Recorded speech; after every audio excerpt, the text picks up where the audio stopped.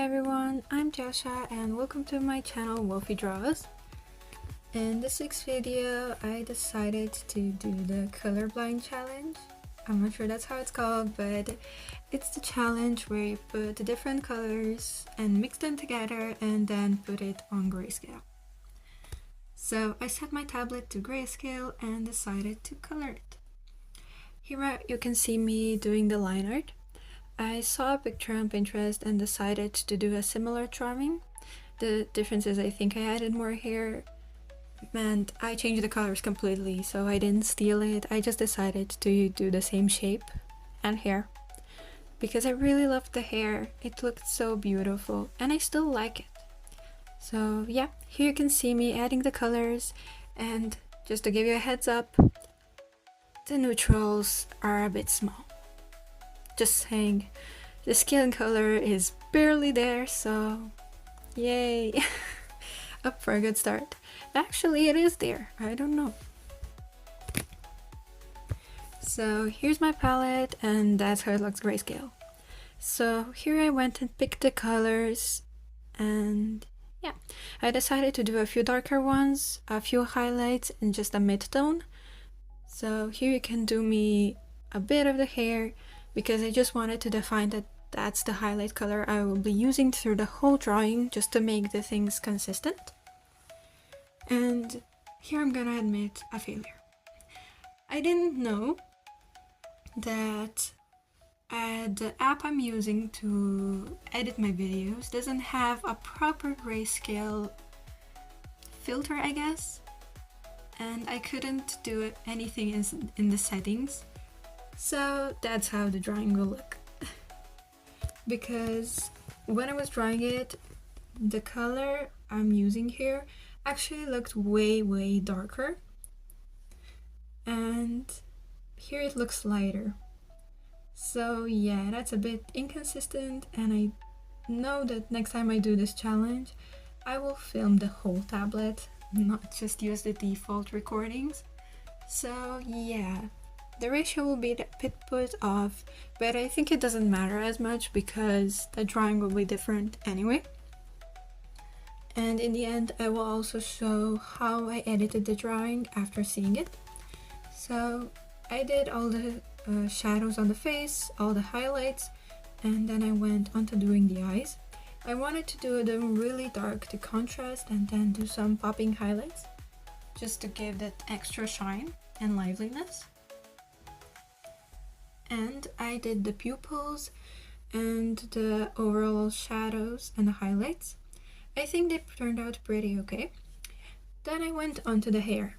So the hair, I added the highlights and the shadows the way I usually do. For highlights I just do little streaks and strands, and then I blur them together to make them look more like flowing hair.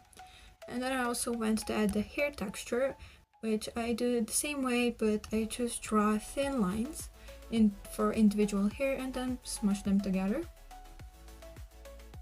So here I am blurring it together, and I hope it's starting to look like hair. The highlights weren't exactly popping on the top of the hair as much as they were popping on the bottom part, so I decided to just duplicate them and put them in the same layer just to make them more intense. So with this, the hair is done, and I added some extra shadows onto the head and the neck area because I thought it was looking a little too pale and dull.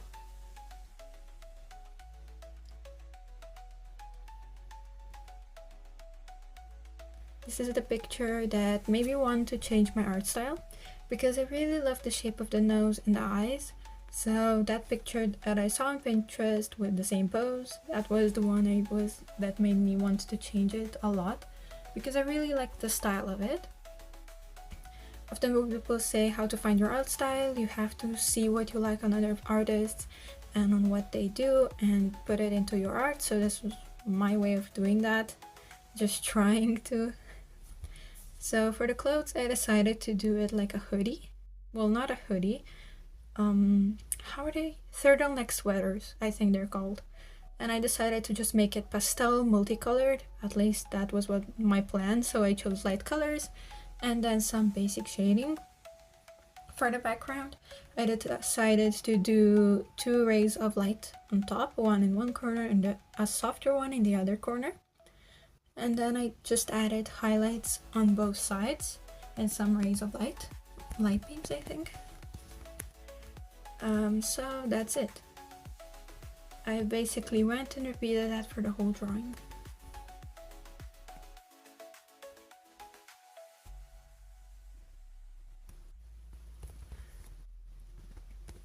And then I decided to put some shadows on the bottom, and I forgot the lips. So here I am adding the lips last minute. I don't know why. I reminded myself 100 times during the actual drawing, and every time I forgot it. So at the end I was like, oh my gosh, the lips. And I went to add them quickly. They weren't exactly fitting in, I think, because I kept changing them smaller, bigger, everything, and I ended up like this. So this is the actual picture, how it looked when I took a photo of it while I was working on it, and that's how it actually turned out when I put on the colors. I think the colors look a bit obnoxious.